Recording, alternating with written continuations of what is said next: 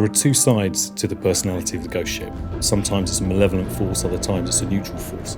But it's always there in the scene and always talking to the character. It's always shifting. Its metal hulk is always creaking. The ship's always responding to the waves outside, the environment outside, and we try and bring this into the environment for the player when they're inside the ship. What was that noise? What we wanted the player to feel when they were going around the ghost ship was to have a very spooky and damp and cold feel, but yet not knowing what was around the corner. The lights on the ship fail and fade, and so areas are really dark and silhouetted. We wanted it to feel like a dungeon, so we had chains rattling and there's smoke and mist and all of these atmospheric clues to horror films.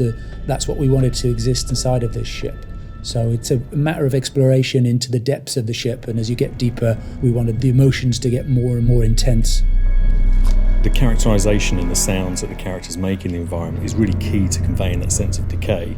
They're walking around the environment in bare feet, and the sounds they make as their feet hit the environment has to be sharp, edgy, rusty and dusty. It's a really hard sound to recreate. Every tap on a bulkhead, every brush past a wall, it all has to convey that sense of decay and that roughness, that real kind of sense of a hostile environment. It's a great environment for horror.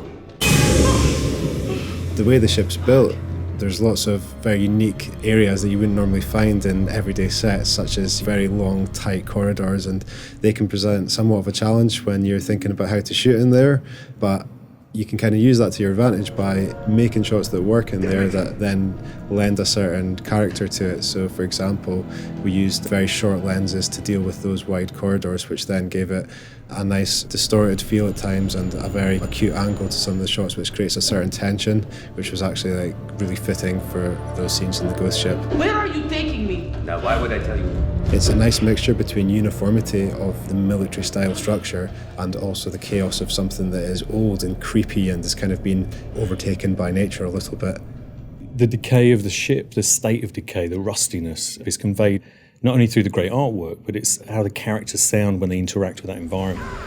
It all needs to offer that kind of sharp edginess, and that's a great environment for horror.